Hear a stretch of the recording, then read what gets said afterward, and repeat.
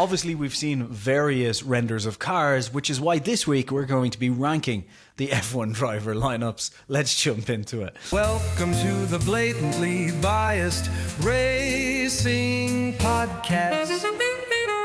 Now here's a bald guy and some Indian. Hey man, how are you? Pretty good. This time we are recording on a Monday. When was the last time we did that? It's been a while. A while, yeah. I guess it's off season, so we could record whenever we wanted. I mean, we put out 2 in a week, so... Yeah, exactly. Yeah. I think we should probably spend like 5 minutes, I guess, 10 minutes maybe, just discussing all of the launches before we jump into our planned driver lineup. Yep. There have been, 2, 3? 3 as of today. 4. And technically 4 because we've seen one on track, but they haven't done an official launch, right? Then 5. Of Cadillac. Wait, there have been 5, So right? we've had Red Bull, Racing Bulls, Haas, and Cadillac, Audi. Have Audi? Oh, I guess we've seen them on track. 20 seconds. Well. The engine worked for 20 seconds. That's Yeah. That's good. I always say that. It's a big thing. So we technically have seen 5. I guess 2 of those haven't done actual launches yet, but we've kind of seen the car. So that's good. Yeah. You saw the Audi overalls? Yeah, they look really good. Really simple, kind of old school race suits. I like That's them. the color theme of Audi, is it? Yeah. I think so, yeah. They've had different ones in different series. They've had red and white ones, for example. Yeah. I thought there'd be more red in that. It's more black. Yeah. And I never thought Audi had this much black in the whole. I think found that different. I guess like, what's their last WEC livery like? Is red and black. I guess what they'll probably do is, because Revolut's going to be red, they'll probably have some red on the thing as well. I think Revolut's red, right? Oh, okay. I think Revolut might have a role to play in it being this black. Maybe, yeah. I'm trying to think. That could also be a thing. Because I haven't had Revolut in ages. Like, I used to have it when I was at home. Yeah, Revolut's white and black. It used to be What's blue. Revolut, by the way? It's a banking app, basically. That's so it. It's an online bank, but they're huge in Europe, like massive in Europe. So I used them for ages until they were like, "You're not living in Europe anymore, are you?" And I was like, "Shh." They were like, "Yeah, you can't bank with us anymore." So I was like, oh, "Okay."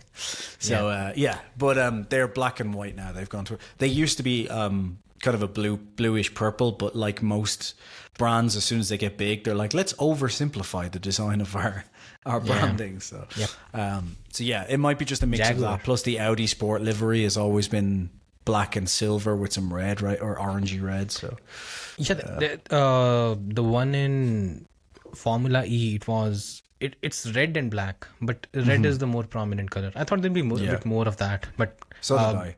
Although the livery that they showcased, remember earlier, did have like the silver, the orange and black. So hopefully that's kind of the style more classy they go with as well. Yeah. Right? So we'll see. Yeah. The Haas looked surprisingly good today. I like that. You mean the TGR Haas? Yeah, which makes absolutely no sense because TGR doesn't technically exist anymore, as far as I'm aware. It does. So, no, TGR does. The racing division still does. That's for isn't that for their rally spec, and then everything else is just Toyota Racing, and the Cologne place where they're developing the cars going forward is under the Toyota Racing brand. So technically they're just keeping this because they don't want to call it Toyota Haas or Haas Toyota or something. So like, it's it's an interesting one. Why is Toyota being this circumspect?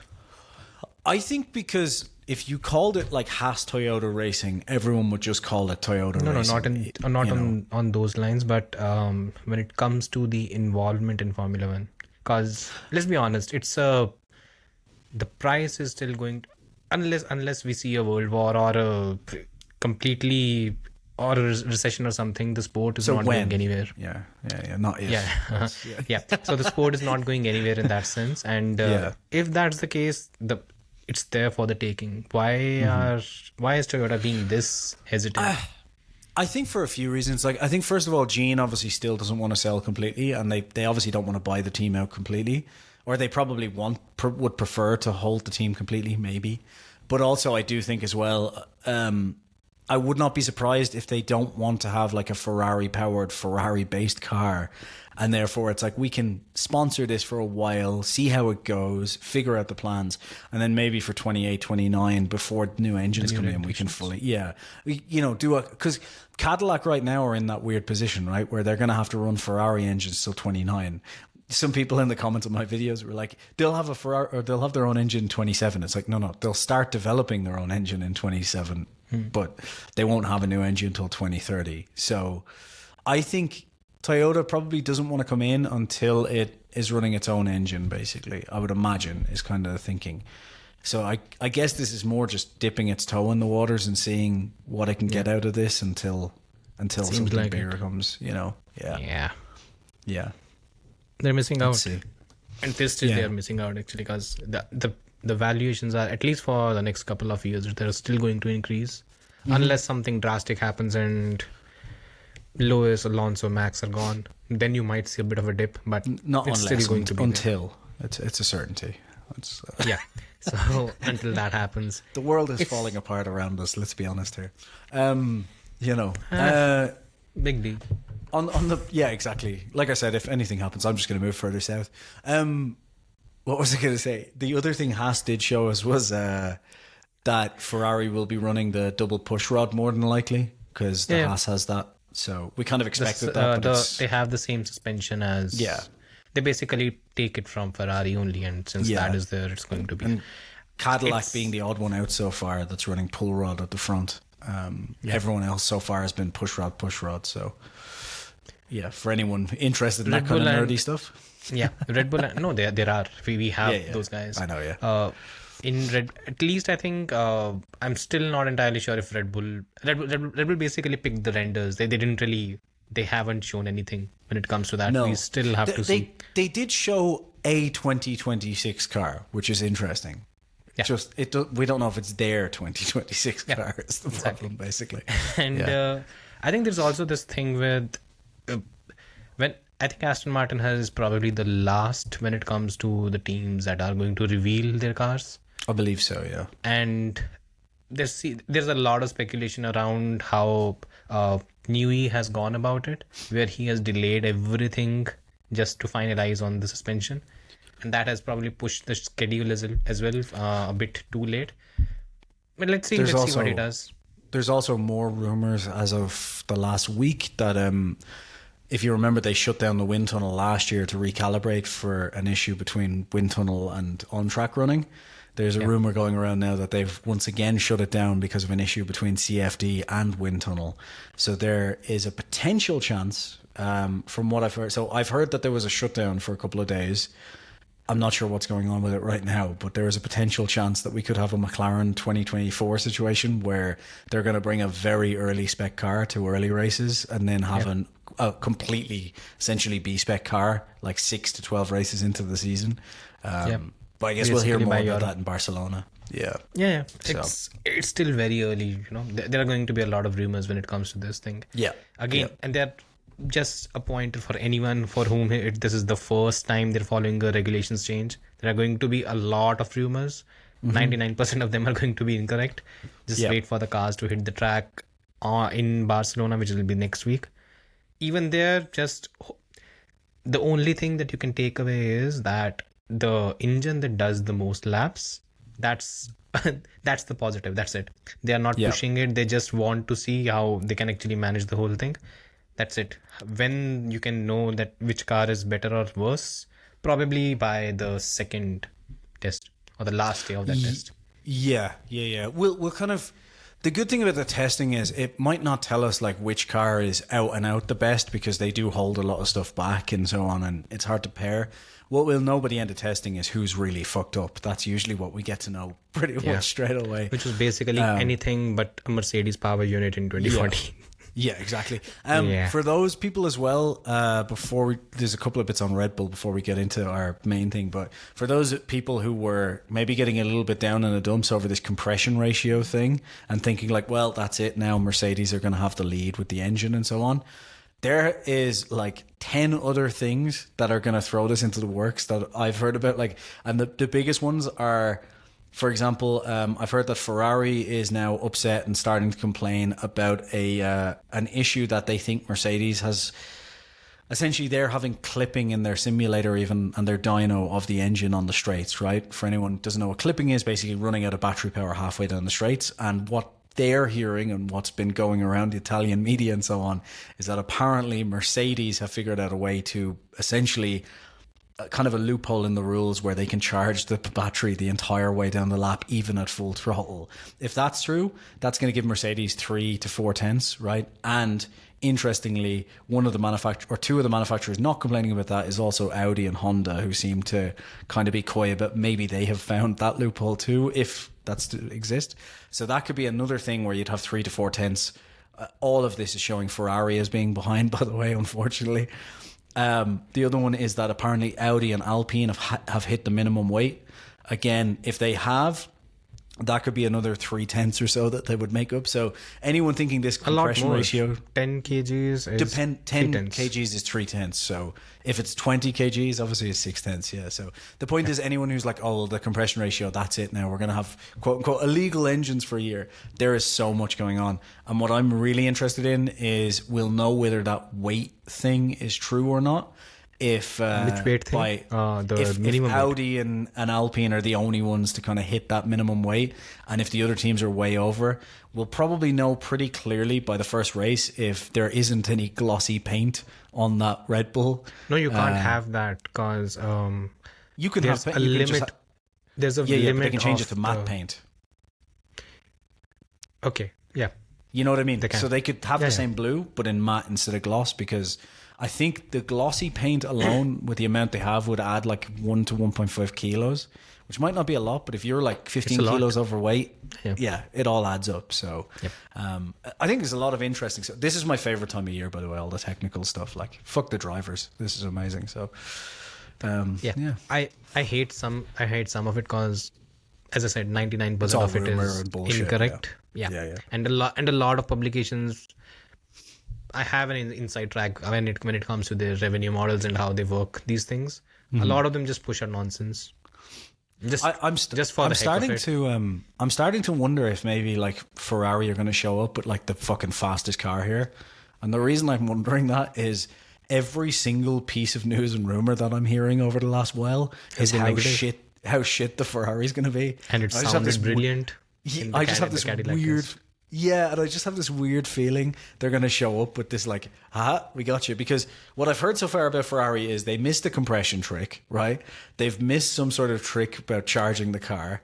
They haven't hit minimum weight. The charging the car thing is, it's not necessarily a loophole, but it's incredibly difficult. It's using fuel to charge your battery. And if you have... If you're gaining efficiency from your the power unit, you can actually due to your having a more efficient compression ratio, that tends to basically bleed into advantages in other areas. But again, that's But also apparently Ferrari have put steel heads on their car as well, which means that they're worried about reliability. So. Basically, every rumor so far has been like, there's nothing good going on at Ferrari. So, which sounds good, by the way. That's at least when it runs, it sounds good. It's the first time. It does. It sounds great. But this is the first time in years I haven't heard anything where it's like Ferrari's fucking killed it this year. Yeah. This is the first time where everything is like, no, we're screwed. So either this is going to be a bluff where they're going to show up and kill everybody, or this is going to be the worst year Ferrari has had in over a decade. One or the other. Which was the worst year that Ferrari has had in a while? What do you mean? The worst in a while? 2020 maybe? They finished 4th or 5th? 6th, right? In the championship, I remember. I think that it was is one 6th. Season I was basically due to COVID, I was completely stuck up with other stuff. My other job, really? The real job I used to do. Yeah. Yeah, basically COVID didn't exist here really, so it was a good year for me. Yeah, 5th or 6th, I think. After 3 weeks, they just went, let's just open the country again, fuck it. Ferrari P6. Yeah. Yep. So that's the worst, I think. Yeah, and then 2021, did they turn it around? Yeah, they came P3. Yeah, they 4th. Yeah, third. P3. Sorry, they came third. Yeah. I don't So- think they've gone worse than sixth I think in sixth the was the 21st worst. century. That's what I was going to say. I think sixth was the worst in like 20 years or 30 years or something crazy like that. Yeah. So Wow, I think sixth is the worst since. I think it was. I remember in 1980s. 2020 that I think they said 40 years, something crazy like that. Yeah. Probably 1980 when Jody Scheckter retired. I might be wrong, but I think it might be 1980 when the Ferrari car was just garbage. Let me see.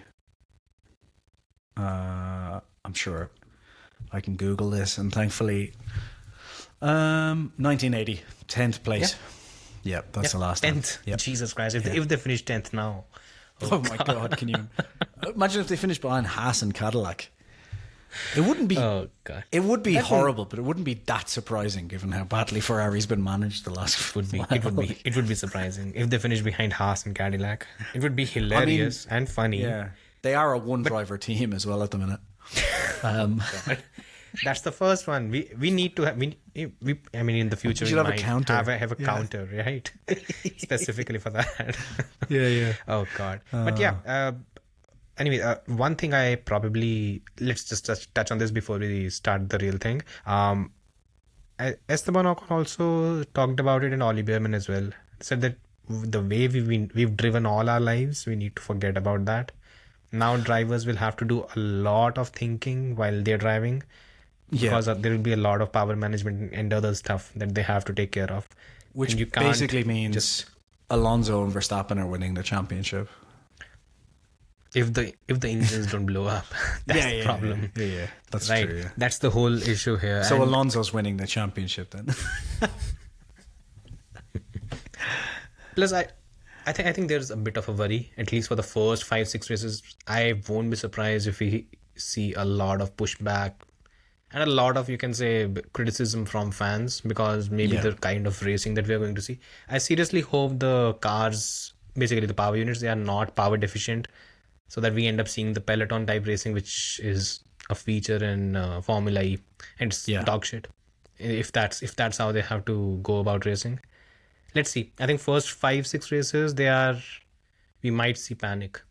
I'm not being, you can say, a doom predictor, but I think there might be some panic if that's what the racing ends up being. I guess the good way to look at it though is also, we kind of had a similar thing in 2022 in the run-up. I remember as well, people were like, these cars are going to be super slow, they're going to be as bad as F2 cars. But the problem is usual not thing. You've seen Formula E races, right? Yeah, I don't like them. So what happens is at least for 60% of the races, they are just saving energy. That's it. That's all they're doing. There's chaos for about 3 laps, and everyone talks about how great the racing is, and then there's nothing. No one for talks lap about that after lap. other than the Formula E boss. No one else talks about that. as well. Yeah. For some reason, he's probably getting paid by Formula E. Well, then good. Yeah. Yeah. By the way, this podcast is brought to you by the Communist Party of China. Yeah, I hope it was. I seriously. After writing my book, I'd prefer to take their money than America's. Right, let's jump into the list. I don't have any preference when it comes to that. Anyway, any foreign dictatorship that would like to fund this podcast, we're happy to take your money. Yeah. Saudi Arabia looking at you. Even the Indian dictator, I'm completely fine with it. Yeah. But we don't have any dictators, right? Anyways, we could do a Saudi Arabian ad, Visit a Turkish embassy near you. Anyway, I'm not going there. We need to have a counter for that as well. How many Jamal Khashoggi jokes are going to be made? Anyways, if you guys have made it until now, hit subscribe. If you're new to the channel, or drop a comment. Let us know that you actually made it to the Jamal Khashoggi joke. Yeah. With that being said, let's begin. Let's talk about. So, what is the podcast about? This time around, we are essentially we said ranking the driver lineups, but do we have to rank them, or are we just going to comment on each? No, we are going to rank them. Okay, well then I should have prepared. You're just doing this because I haven't prepared, aren't you? Yeah. That's the only reason. I mean, okay, fine. Like every other fucking podcast, right? Okay. Well, then in P11, it's Lewis Hamilton and Leclerc. No, not that. No. Oh, okay. Go for it. P11. Who do you have at P11? This is just in terms of drivers, obviously not the performance of the car. So it's essentially how do you think they'll perform? The performance level, which is basically keeping the car out of the equation. Yeah. I should have prepared this because P11 is probably the hardest. Exactly. What's the driver lineups for 2026? Lovely. Lovely. Good thing I wrote an article on it. Welcome to the Blatantly Biased Racing Podcast, where Jason looks up the driver lineups for 2026. Yep. This is a hard one because each team has like at least one driver that's going to be really, really good. And the problem is I was tempted to put, say, a Colapinto and Gasly down here, but that just isn't fair either because one of those drivers is brilliant and the other one's Pierre Gasly. So I'm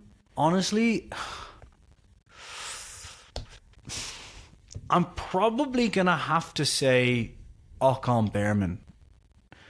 And Okay. Yeah, and I'm wrong. But, no, I'm going to put Lawson and Lindblad in P11. And I'll tell you why. It's because I expect Lindblad to do really, really well, but he is the one person who is unproven in Formula One so far, so I can't really rank him anywhere yet. And Lawson, even last season after he recovered to a point where he started actually giving Isaac a bit of a run at points, he was still incredibly inconsistent. So I think those I'm happy you're making an effort correctly pronouncing Isaac's name. I'm not even going to try. I thought it was Isaac. I figured, yeah. I also thought he was French, so I like him a lot more now that I found that he's not French, so that's good. Yeah. But yeah. Yeah, so 11th is Lawson and Lindblad. So Racing Bulls, yeah. In P11, unlike you, I have Gasly and Colapinto. And look, Gasly is he's decent. He's doing what you can expect. Whatever result he gets, that's where the car is more or less going to be. Mm-hmm. The problem is Colapinto's last season it should have been better. It wasn't. Mm-hmm. He had a bit of a resurgence in the middle, but in the end again he tapered off. And again, we love Colapinto. I mean, you love Colapinto, but the problem is it's been a bit disappointing for now. It's been underwhelming. Yeah. Let's just say if he continues performing the way he did last season, I don't see him either making it to the end of the year, and definitely not in 2027. So yeah, that's why I have him at 11. He's the one. He's basically the dead weight out of the two.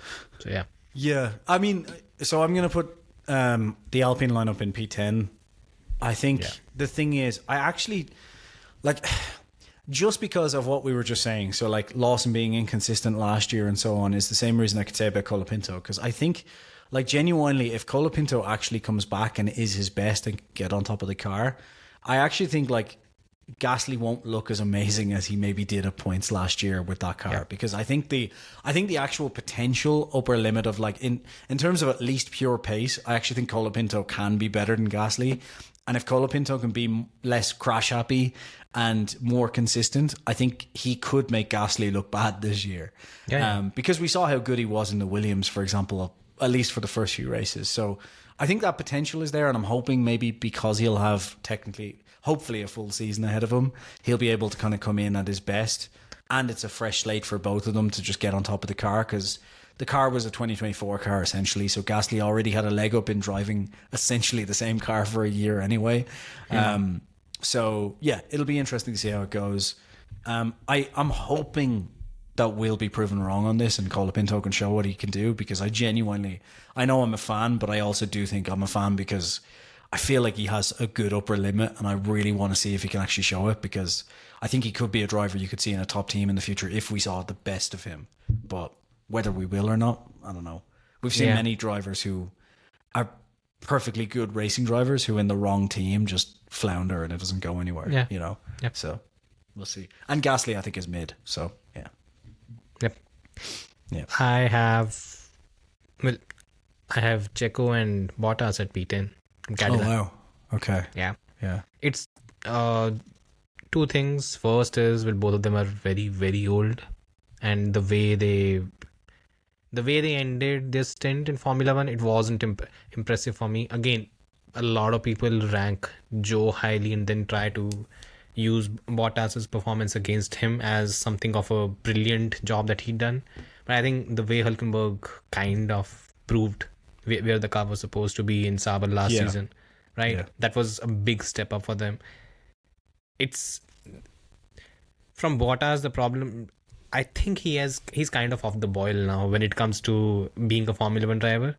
He's doing the Kimi thing to a certain extent. Yeah, during the entire the winter break, he was in his wife is Australian, right? So he essentially visited 2 or 3 test matches between Australia and England, and he was there just drinking and having fun. And it does make you think, like, as an F1 driver, the way he used to be dedicated at Mercedes, we all saw how dedicated he was. He's not doing that anymore. And again, it's understandable. I have no issues with that. It's just that it's going to eat into his performance. Yeah. Then comes Checo, who I think these regulations might suit him a bit because, first of all, he can think on his feet, and he has done that a lot throughout his career. Yeah. Plus the high torque it means you have to be brilliant out of traction zones. And that's what Checo's. Yeah. And that's where Checo tends to do well. Managing the rear tires is something he's very good at. Yeah. But the problem is the way Checo ended his stint at Red Bull, I think he was kind of mentally done. Yeah. He will, at least when he joins and comes back, he will take some time before he, gets things going. And that's why I have question marks over both of them. So that's why they are at P10. Experience and everything is fine, and I think this year is basically for them to help Cadillac go through the growing pains that they're going to have, because the team is basically, it says nothing right now. So that's the whole thing. They're going to be at the back of the grid. They're basically going to be Alonso Button with the McLaren Honda in 2015 at the back. So racing against each other. For now, I don't think I can rank them higher. Yeah. Okay. Interesting. P9. P9, I am going to put Haas P9. And the reason is... Behrman and Ocon. Yeah, the reason is, like, I think Ocon is a really good driver. Unfortunately, he's French, but, like, you can't be perfect. And Behrman, I think, has a good upper limit. Like, I think Behrman realistically will be in the Ferrari soon. Yeah. But, like, if we're looking at... I can only base this on how good they were in the last season. And I do think, like, as good as Behrman was, it took him a long time to warm up. I'm hoping he does better this season. And I think he will, out of the box. But Ocon in particular was incredibly inconsistent, like more inconsistent than normal for Ocon. Like, it was a bad season from Ocon. It was a bad season from Ocon, yeah. Now, again, that's getting used to a new team, new engine, all this stuff. So he has some excuses there, but there was plenty of other drivers doing the same thing, and it wasn't that great. And Behrman, over the course of the entire season, made a lot of mistakes. So, yeah, I think P9 for them, just because... Basically, looking at, because you only gave me 2 days to prepare for this. So, looking at the drivers really quickly, there's just no one. Apologies. Yeah. There's just no one that I could put ahead of them with this much preparation going into it of 4 minutes looking at the driver lineups for 2026. All right. So, I have the Racing Bulls pair in P9. Okay. Mostly I agree with you. I think Lindblad is F1 ready. Is he? I'm not sure. But I'm happy that Helmut Marko is gone, so you won't have the moron who's going to... drop him after 4 bad races or something. Exactly. Yeah. Exactly. And there's Alain Permain, who is brilliant when it comes to handling rookies and young drivers. So that's a good thing. Mm-hmm. Him alongside Lawson, it's a potent pair, but it's still a rookie. So we are looking at an unknown entity. How he does, there's a lot of question marks. I hope he does well, because he's already a star in India. And if you're a star in India, Lewis Hamilton can forget about being the most famous driver. If Lindblad starts winning, those number of followers, you can forget. Lewis Hamilton will get eclipsed. Again, this is a big claim, but I think he will get eclipsed. So yeah. Yeah, because that's what makes the best drivers, isn't it? The amount of Instagram followers. That's what I've been told 100%. repeatedly over and over again. Yeah, That's why drivers are bigger he's than bigger the than sport. F1 because he's got more Instagram followers, and I'm like, yeah, that's how I measure life, definitely. Yeah. Someone else. I mean, I think the Crown Prince of Saudi Arabia has more Instagram followers than me, so he's definitely a better person than me. That's how it works. I mean, He is in many ways. Yeah. Salute. Anyway, don't forget to sponsor the podcast, Your Majesty. Right, so any more to add on that? To cover. Yeah, I wonder could we get Maduro? He's not doing much now. Yeah. P8. P8. P8. I'm gonna kind of almost follow your lead in putting the Cadillac duo of Sergio Perez and Bottas. Look, I think everyone will agree it's not an exciting lineup. An exciting lineup would have been one of those drivers. Will agree it's an exciting.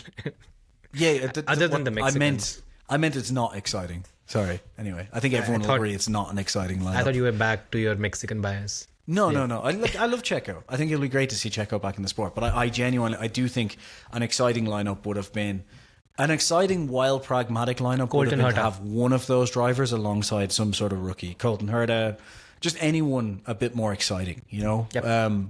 And I don't really as much as I'd prefer it to be Checo, Bottas or Checo, whoever, whatever, Yeah. But I do think it's a good lineup, especially for Cadillac, because in terms of getting feedback from them, especially Checo's just come out of Red Bull. He's only had a year off as well. So he's been through that boilerplate, or boiler pot. And Bottas obviously as well has been in these tricky situations, but been helping to develop a car in Mercedes and so on, while Hamilton doesn't show up for the simulator job and so on. Yeah, I think they're the right drivers for this lineup. And also, if you want a capable pair of hands to score points, then having Checo there is a good idea. And wasn't Bottas the only pointless driver in 2024? Yep. So I can't say the same for him. But I do genuinely think he's a good midfield driver to have. So I think in terms of the experience and so on, they're a good pair of drivers. They're not exciting. And then again, looking at the list of drivers, there's no one else on my list that I would put them ahead of. Basically, that's essentially how I'm doing this list now, because I didn't prepare because I only had 2 days. Why would you put them above the Haas pair? Because I think they're going to be more consistent consistently at the back. 21, 22. Sure, in the car, but I think in terms of maximizing the car, they're going to be more consistent. I think because Ocon is French. He's too French to do it. Yeah. Fair enough. Yeah. So I have at number 8, I have Aston Martin. Oh, interesting. So you're rating Stroll that low? Yeah, exactly. Yeah. Because my question going on in my head for the last 5 minutes was, what pair of drivers? At what point is Alonso not better than 2 drivers combined? Basically, exactly. I'm treating it as a one car. That's what I'm still trying to work out in my head. Is Alonso, does he count as this pair of drivers? That's been my calculation. So yeah, it's basically a one driver team. Mm-hmm. It's not as bad as sorry. Yeah, I'd say that it's not as bad as Red Bull, but it's not much better, because at Red Bull it's deliberate. Here it's Stroll. So you can't really. It's the problem is there's too big a difference, and Alonso at 44 is pretty much lapping Stroll right now. So you're running a one driver team, and that should tell you everything. I don't think it makes any sense to put them above where they are. Yeah. What's a P7?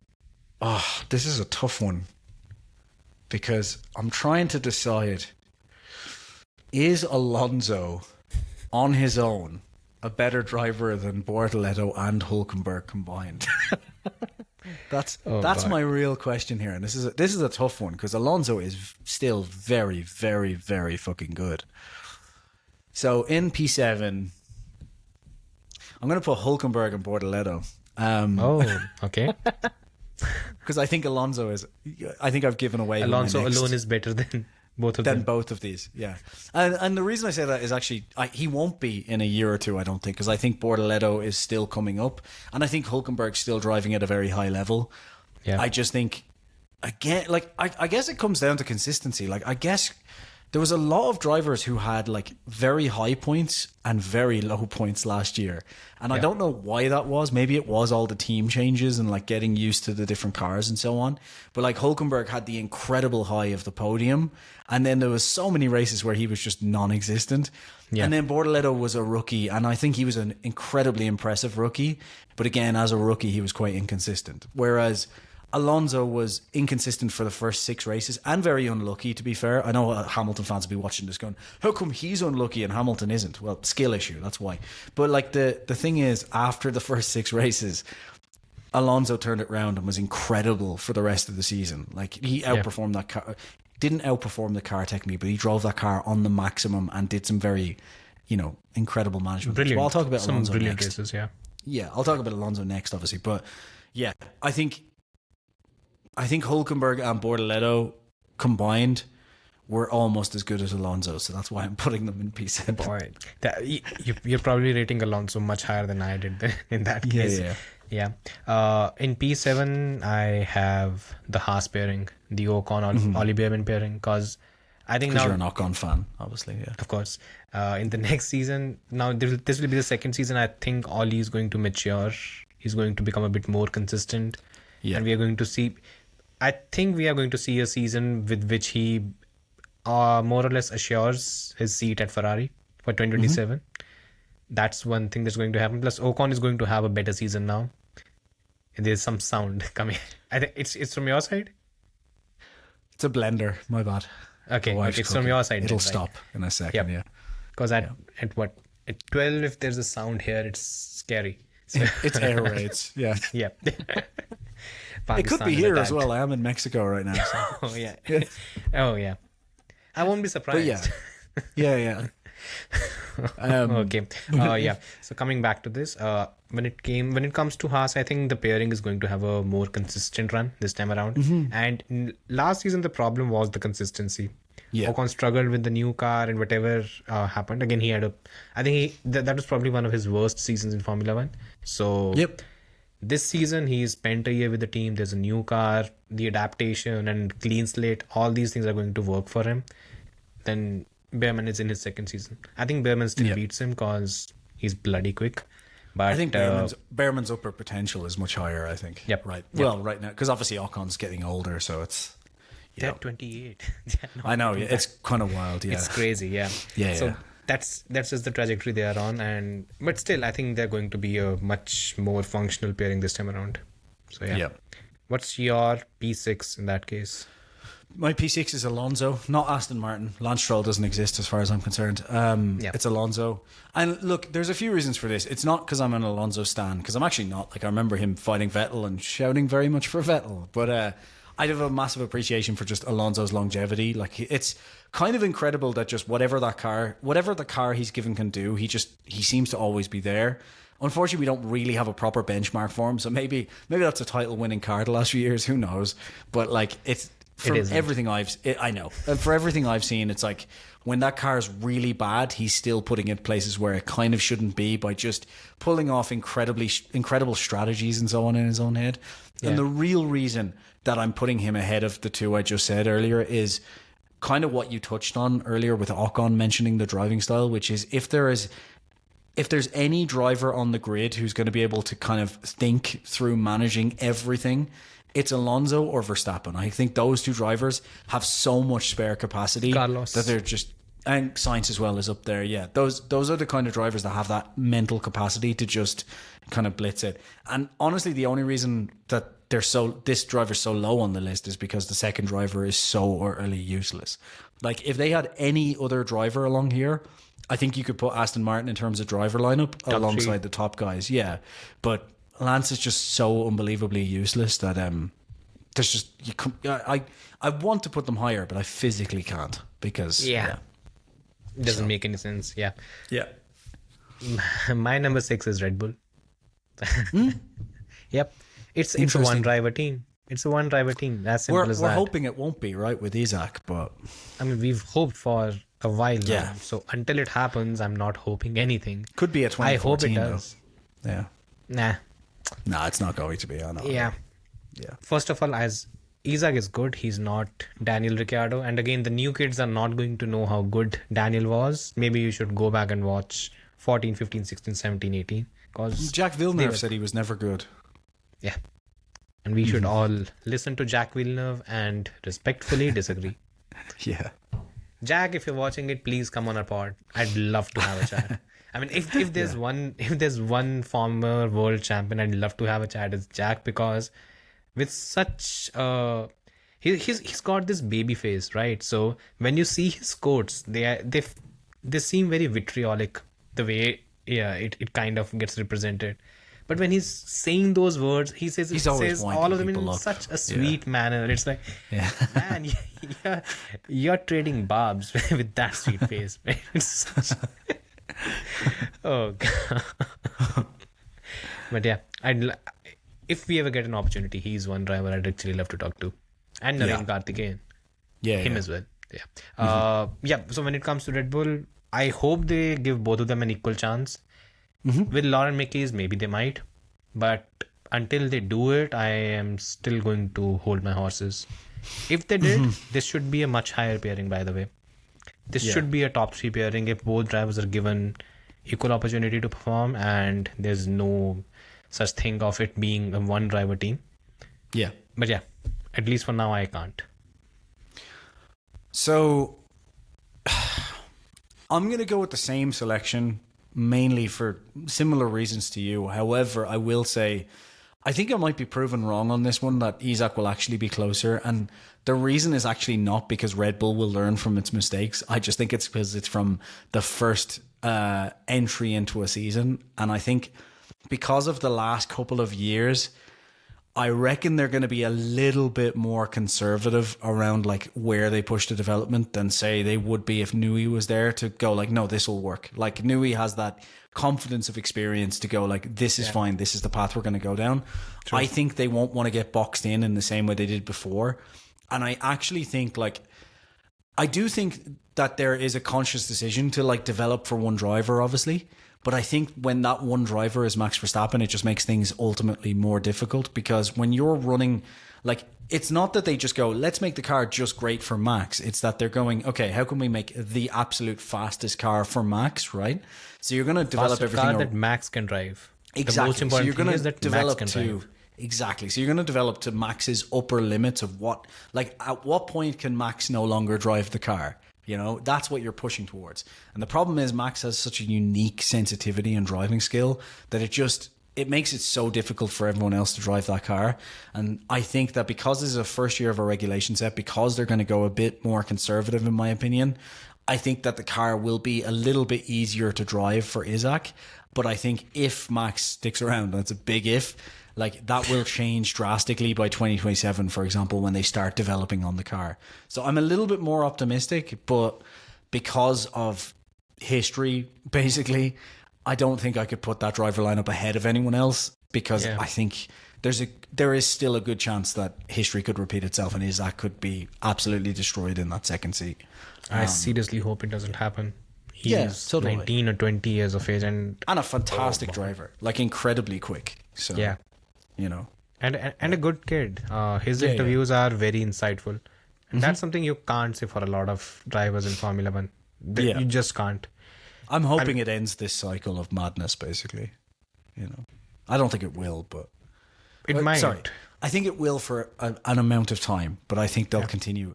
They'll make the silly mistake, I reckon. There will be a new madness. There will be a new cycle of madness. But they'll make a silly mistake, I think, of developing down that path to keep Verstappen happy, not realizing that, like, you know, he's like going the Breaking Bad scene. Have you watched that show? Yeah. Where they kind of have him on the ground and he's trying to talk him out of it, and he's like, "You didn't realize they decided to kill. I was dead 30 minutes ago." Like, it's like they're going to keep developing for Verstappen. It's like, you didn't realize he was already leaving, you know? Yep. They should have done that last season as well. Yeah. That's where they are. Watch unpopular opinions. Yeah. Yep. By the way, our opinions were more or less pleasantly received, which I was surprised about. Interesting. I thought there'd be a bit more of we'll get a bit more of a pushback. We didn't. Yeah. We must be getting clever in our followers are maturing, which is sad. Or we are. Who knows? Nah, not possible. Too late for that. Yeah. Okay. So I have in number 5, I have Audi. I have kept Hülkenberg and Bortoleto in this one. It's also for because of the way they performed, plus also that this is the second year, and second year for Bortoleto means he's going to iron out a lot of areas where he was struggling.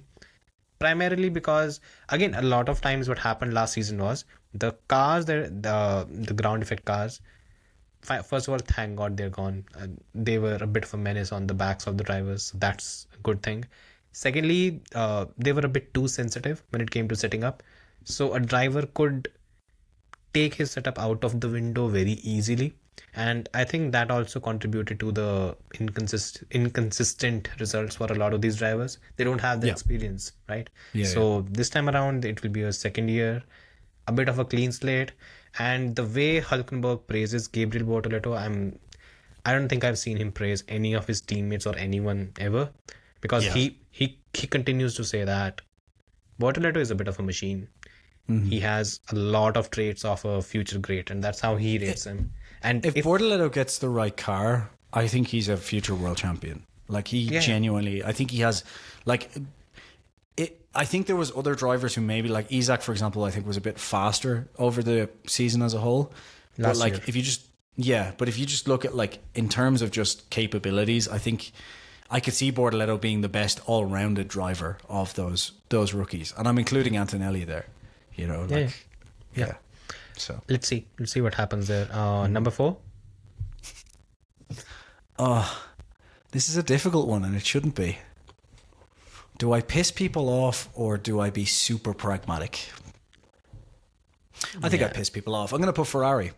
That's not pissing people off. It is, because it means I'm putting Carlos Sainz and Albon ahead of Leclerc and Hamilton. Okay. So tell me. Yeah, I just think the problem is, right, that, look, jokes aside, Hamilton, I still think has some pace. Like, I still think if Hamilton just looks into the right car composition, I think he's an incredibly quick driver, and I think him and Leclerc could be an absolute super team if they get the right car. There's too much riding on Hamilton just liking the car out of the gate. That's what we're all waiting for, because for the last 4 seasons, it's just been like, oh, I can't adapt to this car. So what we're learning is, like, Hamilton can't adapt. So, or at least this version of Hamilton can't adapt. I'm not saying for his entire career, but at least right now.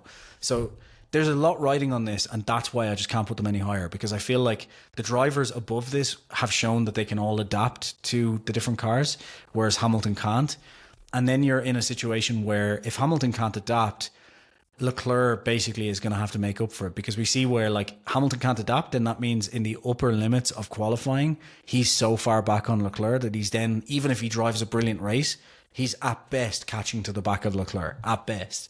Same as he was with Russell before. So I'm hoping I'm wrong on this, and, like, Hamilton gets the right car that suits him, and it's Leclerc and Hamilton trading blow all season. That'd be great. I just don't see it happening because, well, the last 4 seasons have shown me that it's not happening, because it was first George, then it's Leclerc, but it's the exact same thing over and over again.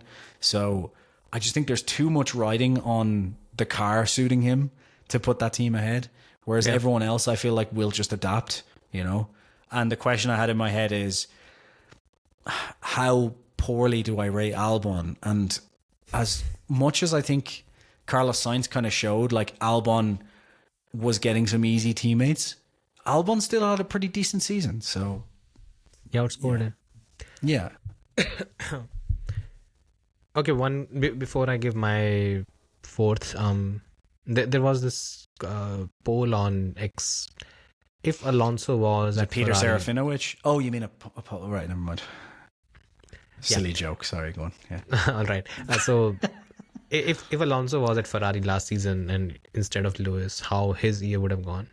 So how do you think his year would have gone? Better than Lewis's, I think. How better? How much? How would you describe think Alonso would have been beaten by Leclerc as Hamilton was, but I don't think the gap would have been anywhere near as bad. I think he would have, like, maybe in qualifying, like, he would have been closer. Like, the thing is, in qualifying, I think the average was like 3 3/10 or something. 3.5 tenths. 0.35 tenths. Over the season. I think it would have been closer to 2/10 over the course of the season, which would have made a massive difference. And I think in races, there wouldn't have been any excuses or issues. I think Alonso would have just been as close as possible after being a tenth or two off, basically, in qualifying. I still think he would have been beaten by Leclerc, definitely, without a doubt. Yeah. Yep. I had a somewhat similar view. I think the bigger difference is going to be Alonso would have come to terms with the fact that he's slower than Leclerc over a lap, and then he would have entirely worked on accentuating his strengths, which were in the race and starts, and that's how he would have approached the season. And I think when we talk about Lewis Hamilton and his last few years, he's just not come to terms with the fact that he's slower than his teammate, and how, and I think if he does come to terms with that fact, he can actually reorient how he races. Yeah. Right. But because I think you've said it on the podcast before, right? Like in terms of just raw pace and talent, young Hamilton was incredible, but he's not young Hamilton anymore, as you said. So it's like you're 40, right? So if let's take this kind of an example. Charles Leclerc is performing like Lewis Hamilton performed at his peak.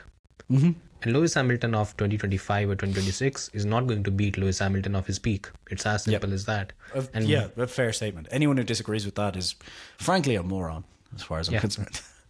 You're not wrong. Exactly. and that's how you need to judge these things, right? And I think a lot of drivers in the past, even legends who understood this thing, they made things work accordingly.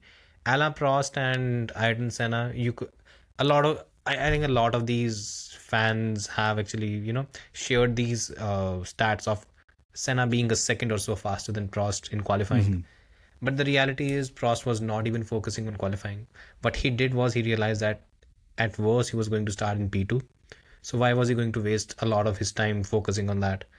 In that era, you could actually overtake cars and it wasn't that big a deal. So he focused his entire energy on making sure the car was fast enough for the races. And that's how he used to do that. Prost had this done to him by Niki Lauda in 1983-84. I'm forgetting the year, right? When he beat him by half a point. I wasn't alive, but that sounds similar. Neither was I. So it's just that different legends have shown that they realign their approach when they realize that, again, okay, I don't have those final couple of tenths in qualifying. So what I'll do is I'll reorient how I race. I'll completely change my approach. But Lewis has struggled to come to terms with that specifically, and that's where I think he's struggling. It seems like that's where he thinks he's struggling. It's a bit of a midlife crisis, right? Yeah, maybe it's just, I guess it's just like from one generation to the next, he's gone from being incredibly fast to being shown up by a teammate. And I guess it's probably harder to come to terms with because they didn't like switch George out earlier either. So you had a Bottas to compare himself to the whole time. That's the whole thing. Yeah, it's like... I mean, if there was a George Russell alongside Lewis in 2020 and 2021... would we even be talking about these things? The point... Would we be blaming the ground effect era? That's the question. And the point is, like, as you pointed out with Alonso, because people are going to say, well, Alonso hasn't had... because he's had Lance Stroll as a teammate, for example, right? But, like, at the same time, as you said, that's the perfect example of, like, where Alonso is different. Alonso has just come to terms with, I need to change this and that. Like, you can see even last year during the races, like, when Alonso qualifies high...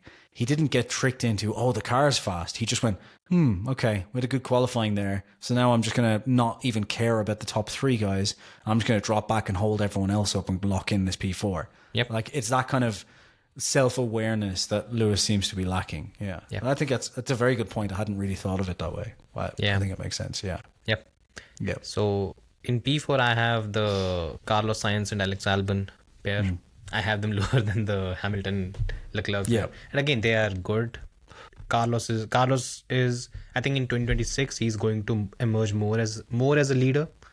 Albon needs to be careful that he doesn't lose his seat. I think his contract is up by the end of the season. Yeah. So hopefully let's see what happens there. But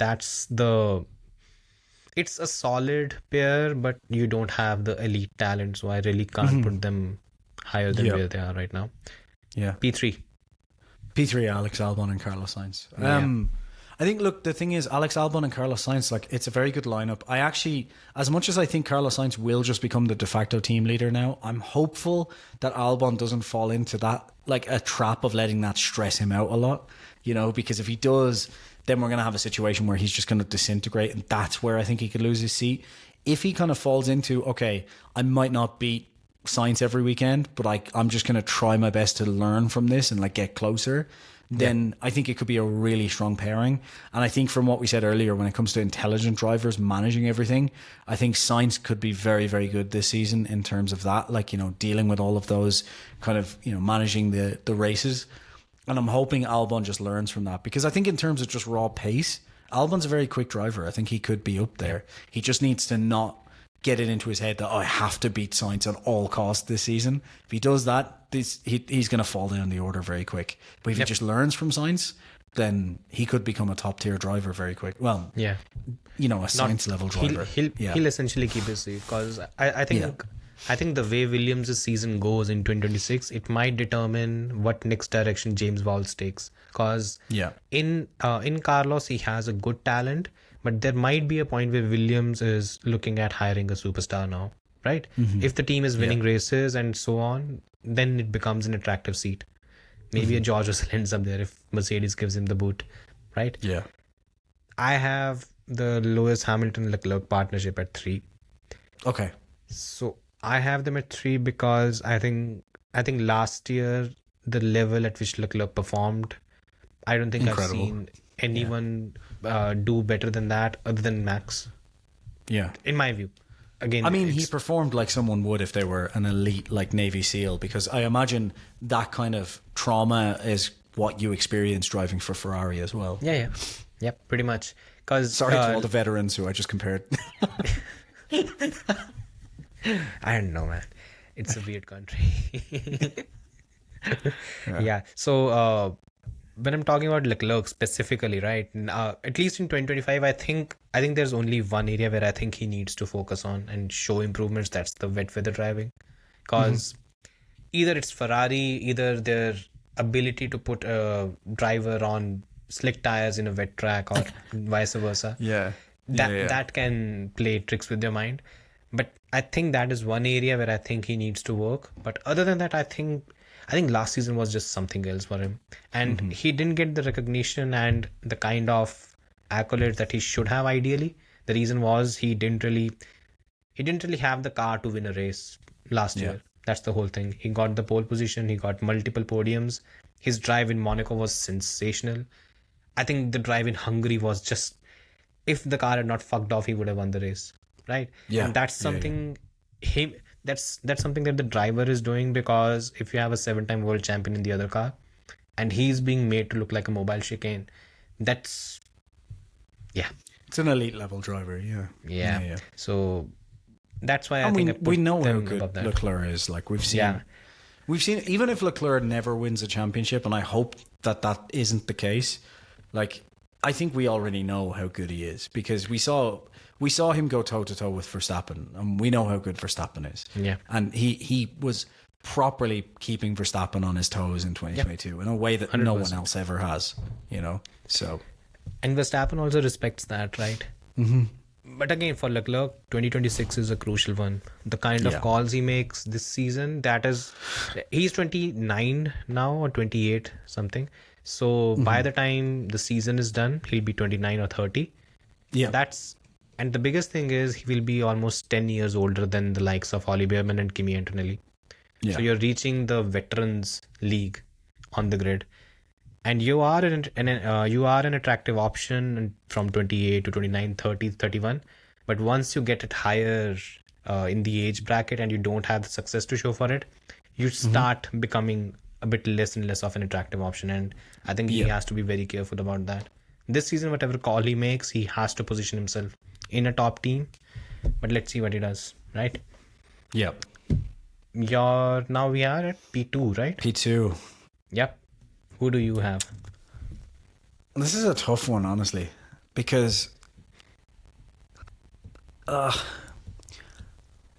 going to have to put George Russell and Kimi Antonelli, but I actually there's a good chance I could be wrong here, depending on Antonelli's step up, you know. But I think realistically, right now, it's George Russell and Antonelli, and it's not because of George Russell. Let's put it that way. It's because of Antonelli. And the thing is, like, when it comes to like the actual upper limit of performance, if we were to compare these drivers, like to the two teams, I think Mercedes is actually top in terms of upper performance. But the problem is, it's Antonelli's second season, and I think we've already seen this. Level. Yeah, and I think it's like we're still yet to see, has Oscar, for example, reached his upper limit. Like, we'll see, I think, this year. So yeah, I think it's P2. But I think, like, I'm hoping Antonelli will take a big step this year, but I think we already kind of saw he was making a big step by the end of the season anyway. And like George Russell as your benchmark is a fucking high benchmark, because I think, as much as Verstappen fans won't want to admit it, I think in the right car, I think George Russell gives Verstappen at least a run for his money over the course of a season. So yeah, I think Antonelli is going to make life difficult for George Russell over his second and third season. And that's saying something. But for right now, like, until we see that, I think it has to be P2. You know, I think that's 100%. Where it is. Yeah. Same. I also have the Mercedes pair in P2.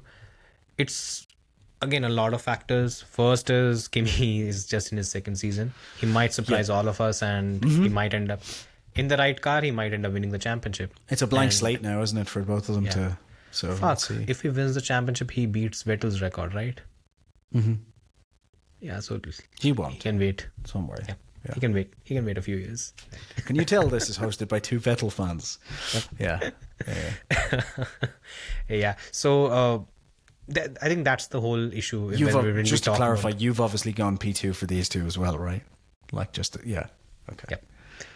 Kimi is the reason why I have done that. I also think that we are maybe discounting the jump that Lando might make.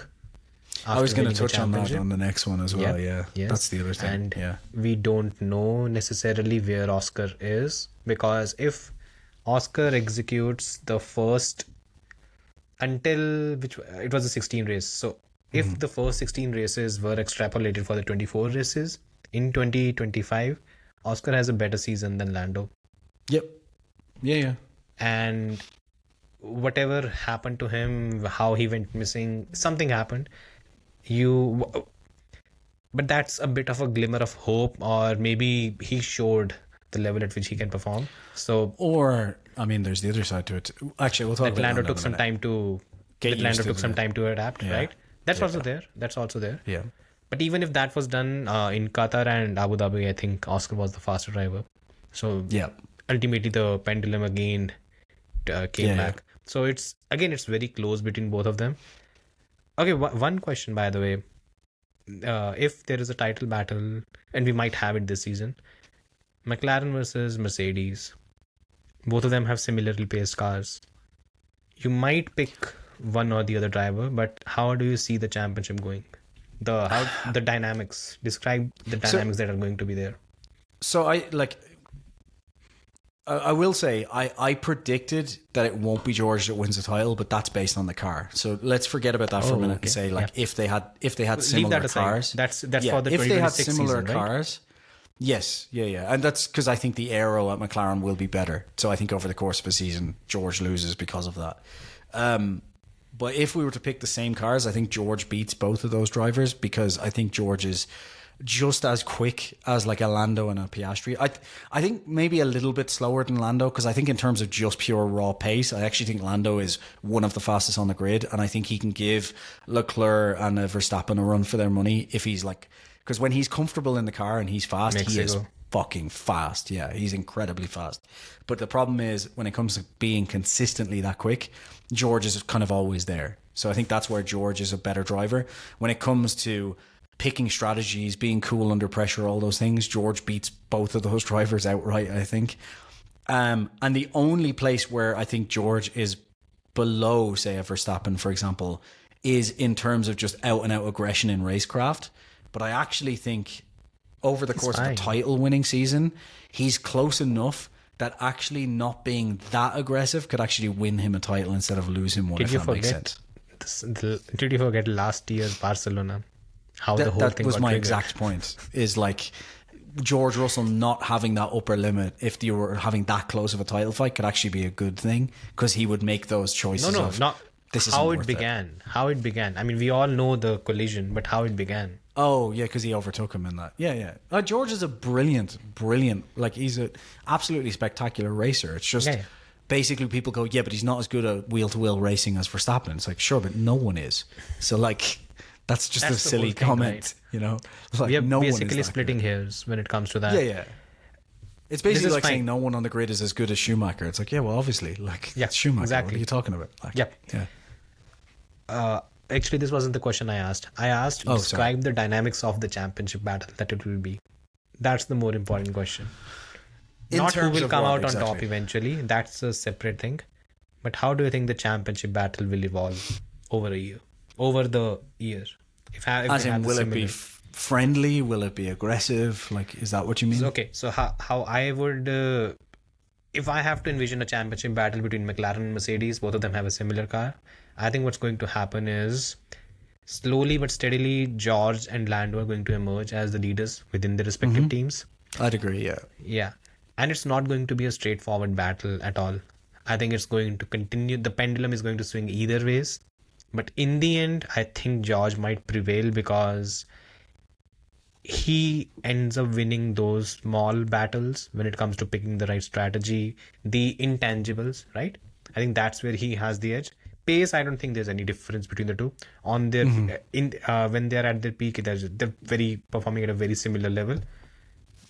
George might tip it, but it's going to be a very close battle between the two of them.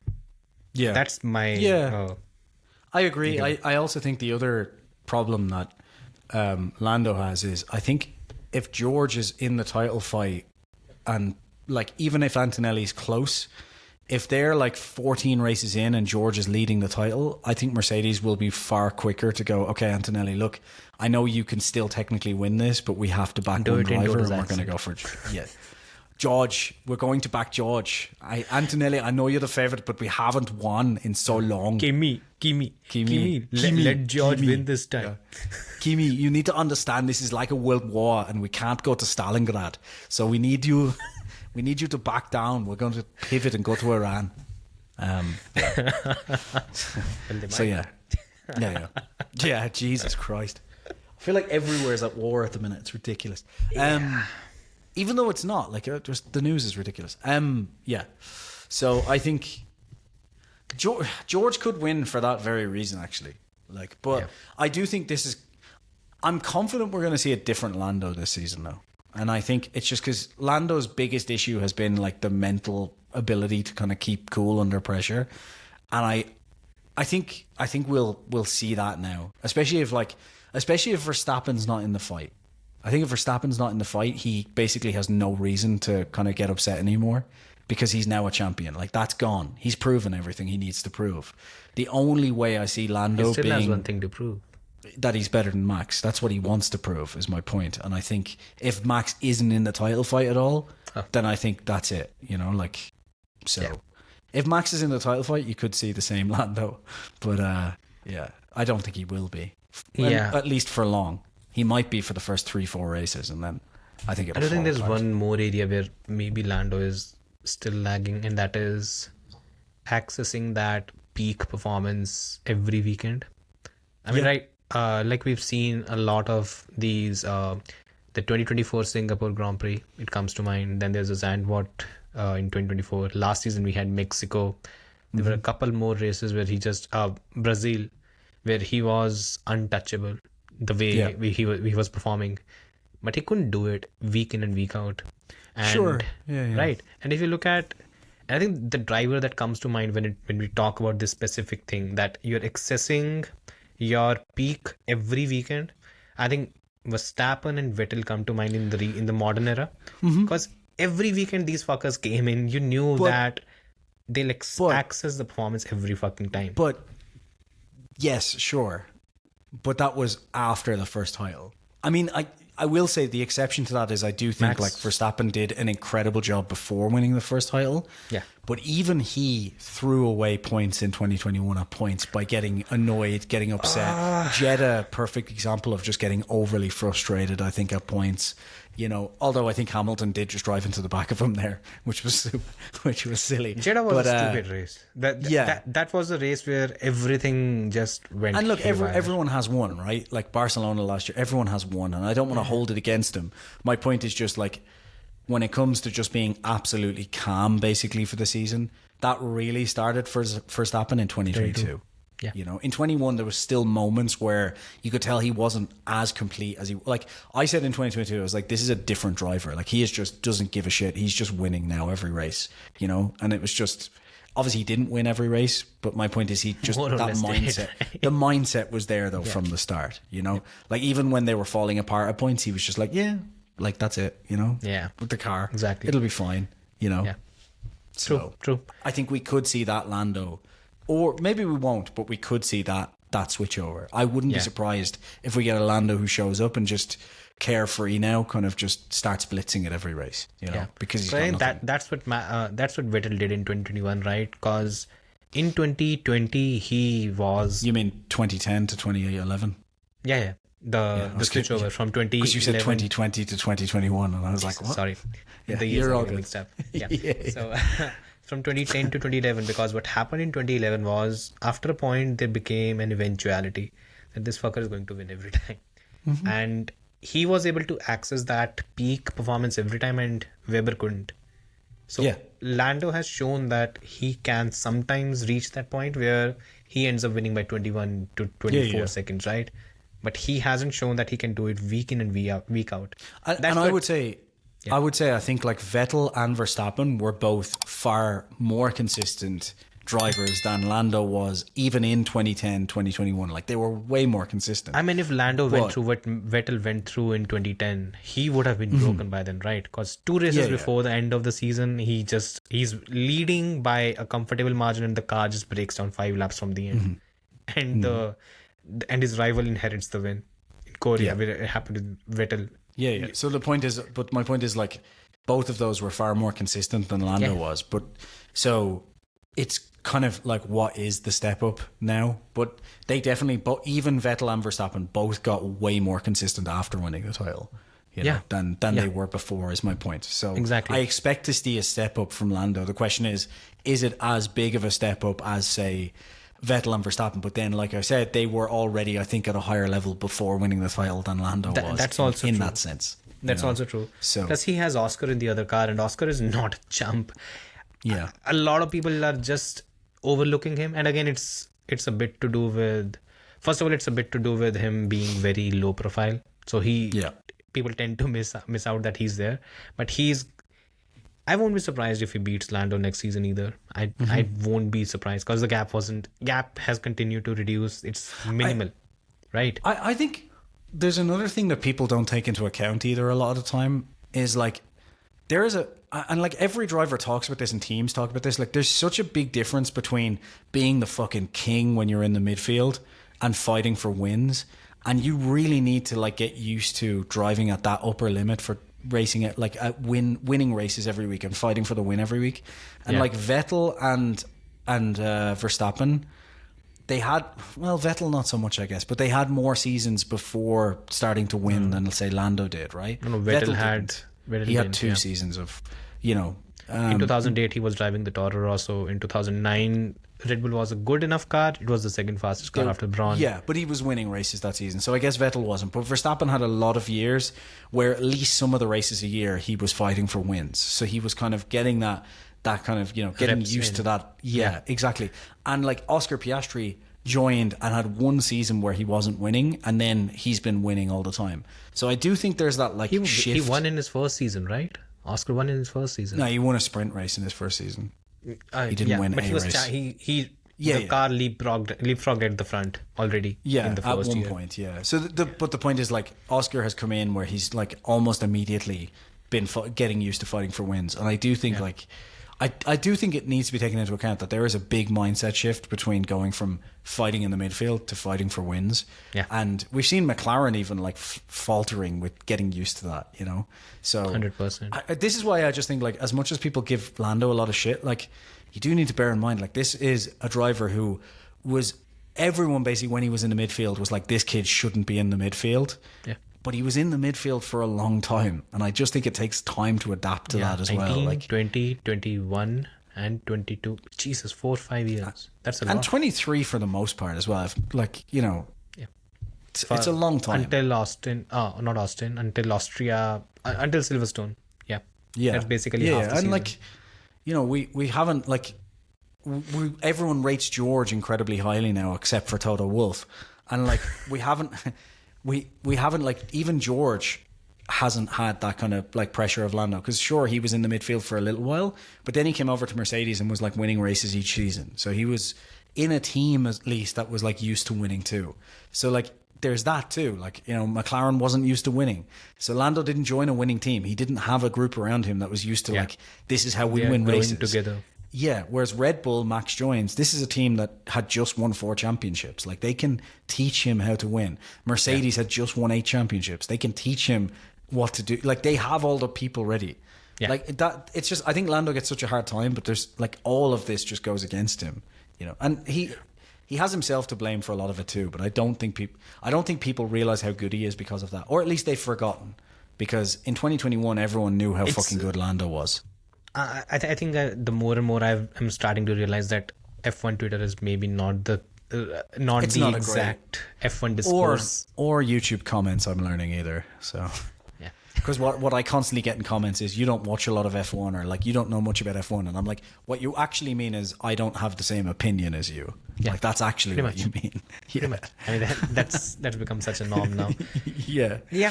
I think just to round the whole thing up, I think if there is a title battle between Lando and George, between McLaren and Mercedes in the same cars, it's not going to be a one-way thing.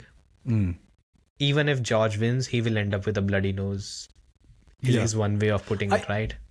Yeah. The other point on that is, like, I think if we stalled this exactly and said if they all performed exactly as they did in 2024, George wins the title. But we're not expecting 25 or 24? 25, sorry. Yeah. If that's the case, then yes, then George wins the title. But again, would we say the same thing about Lando in 2023? Yeah, 2023, when George was at Mercedes and he was crashing a lot, and Lando was... So that's the thing, like, it changes you to... It's and very car to dynamic. car as well. Like, the other thing we're not taking into account is, like, Lando could absolutely fucking hate these new cars and just not be able to adapt. But... And you have to think a lot while driving them, and he doesn't think. Yeah. And, like, but you could say the same about Oscar as well. Like, who's more adaptable? Because Oscar seemed to be more adaptable at the start of the season, but by the end of the season, he had some struggles as well. And, like, if anyone was to tell me before 2025 that Lando would struggle to adapt, I'd be like, what are you talking about? Because Lando's been incredibly adaptable, as is George. But I guess we could have a situation where you go into 2026, at the start of the season, and any one of those guys could just randomly struggle to adapt with the car. Like, I don't think a lot of it comes down to the ground effect cars as well. They had a much narrower working window. I think these cars are expected to have a bigger one. I think these cars, at least for the first year, it's going to be very power oriented. Yeah. Which I don't know if it is a good thing or a bad thing. Because you know what could really hurt Oscar this season? They're expected to have a lot less grip. Okay, yeah. And we know, like, Lando excelled. But again, that was the strength in a ground effect car. We don't exactly really know. So it could mean nothing. But if they were right that, like, Lando is just better when there's less grip, then that could be problematic for Oscar. Yeah, I don't think it's going to be as simple as that, though. Yeah, like, I think there's a lot of things that go into it. Yeah. Cool. I guess that's it. We went through the entire list. Unless we want to rant about anything else for 10 minutes. Do we think Verstappen's going to die this season? That's not anything to rant about. I think. Yeah. By the way, you went through the interview of the Red Bull powertrain boss Ben Hodgkinson. I'm forgetting his name. Oh, I heard it that night that they did the launch. Yeah. Yeah. But why? What specifically? He caught your attention? says that Mercedes was basically throwing a dummy when it came to the whole thing about they've got the best power unit. It was basically Toto doing that so that he can attract more people to the team. I mean, he's calling bullshit to the entire claims that Mercedes has the best power unit. I mean, we talked about this before, right? Like, in Formula One's a weird one because it's more about like momentum than past predictors, right? Yeah. Because like if you look at like 21 and like the entire turbo hybrid era, you would have just said, well, Mercedes is obviously going to be fighting for the title in 2022, and they were essentially nowhere. And we talked about this stat before. Remember that was like, I was saying like it's a long time since the incumbent won, so that's why 1994. like, yeah, that's what could throw McLaren, because we're just assuming McLaren will be good next year. But the momentum is with McLaren. They have the right team together, so you would expect them to do well. Yeah. But there's nothing to say that Mercedes, like all of these loopholes that Mercedes have supposedly found, who knows? Like we know that like the 18-to-1 compression, for example, like we know that the teams are saying if you pushed more than 18, like 18 almost became like a natural limit because anything over 18 and you were having serious issues with reliability. So we could have a situation where, yeah, we were able to do a loophole and get the 18-to-1 to work, and then they blow up every second race. Especially because the material they are using now, it is expanding. It's not a case, it's not the same technology that they had with the previous power unit. So again, there are a lot of things that can go wrong. As I said, until they race, you really cannot make any call. It's all rumor, yeah. But yeah, let's see with the, I mean, I just don't want a return of the 2014 kind of, there are two things I'm worried about. A return of 2014 kind of dynamics in Formula One, where what if it's Honda? Even then, I don't want that. I don't want Lance Stroll winning a title. Fuck no. No. Don't even bring it out in the universe. Looking at the way the year is going, it might actually happen. So yeah, would rather Trump attack Europe in that case. So that would be better. Just because neither of us are in Europe. My family's there, you bastard. Oh god. Yeah. Yeah. One just last comment then on the Verstappen thing specifically. If, like I said last time when we did the constructors lineup and stuff, that I think actually Red Bull will have a decent car for at least half of the season. I don't think if Red Bull really sew up with like a real shitty car and like bad engine, do you think there's a chance Isaac could beat him just because Verstappen just throws in the towel? In the same way that like Hamilton, basically you get that excuse that like, oh, it's because the car is not good? Or do you think Verstappen is just the guy that will just show up and win regardless? He has a different DNA when it comes to that, right? He's a racer through and through. Like Lewis, if he's coming to a Formula One race, if he's not winning, it's an obligation for him. For Max, it's an opportunity to race. This is a very different mindset. Even Vettel struggled from the entire thing in 2014 because, to a certain extent, while he was a racer, he didn't have the same mindset that Max has. For Max, he said the same thing with Leclerc, remember? He was like, I was showing up and getting fourth and fifth, and Leclerc was excited, and I was like, this is not exciting at all. Exactly. So again, there will be a certain drop in motivation. I won't be surprised if that's the case. Max won't push as hard as he does in general when you're fighting. Has he not already proven that though? Last season, 2025. When they gave up on the title, there was a good few races where he just was like, yeah, I don't care. Yeah, So we have this expectation that he'll just maximize all the time, but he's kind of proven that he won't if the car's not good. I think there will be a point in Max's career where a lot of people are going to look back at 2025 and see it as a missed opportunity. And I've been the only one who has been shouting about the whole thing, and I'm surprised no one else is. But I think it was a missed opportunity for sure. I still think he should have done what Hamilton did in 2016. Basically hold every fucking thing up. There was no reason for them not to. It just pisses me off. Yeah, it just pisses me off. It was, I think that was a different Red Bull. Like that was, both of us said that afterwards. It's like Horner's Red Bull would have played every game in the book there to try and win that. We had a comment about the same thing, by the way, in the last video, that if Horner was the team boss, Lando and Oscar were not winning. And Yeah. Right. Brazil again- as well, you know. Yeah.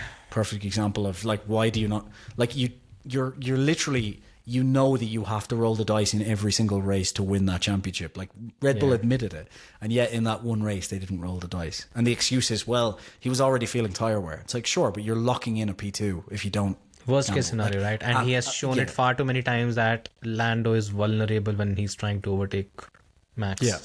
So I mean, you know, I'd recently put out a video on my channel about Fernando Alonso and why he continues to race, even though he hasn't. And it's an interesting stat. His last championship was in 2006. It will be 20 years now since he last won a championship. 20 fucking years. When he wins his third, it'll be 20 years ago. Exactly. And he last won a race in 2013. It's been 13 years, 12 or 13 years now. Yeah. And he still continues to race. It's because he didn't have a kid, so he has now, right? I think it's being born soon. I think. Yeah, right? Something's going on with That's that. it. We'll see the massive decline now. Yeah. But then I guess Hamilton doesn't have a kid either, and we're still not saying he's not. Well, Yeah. I guess I don't know. Yeah. It's just that, you know, you cannot predict any driver's career, and I think that's where Alonso is so. If there's a March if 2026, somehow- by the way. For anyone What's wondering. that? The due date expected- of his child. Okay. And you know, it's Alonso was at the peak of his game in 2006. He was the best driver at least termed the best driver in Formula 1. 2007 came, Hamilton just took the spotlight away. And Because Rob Dennis.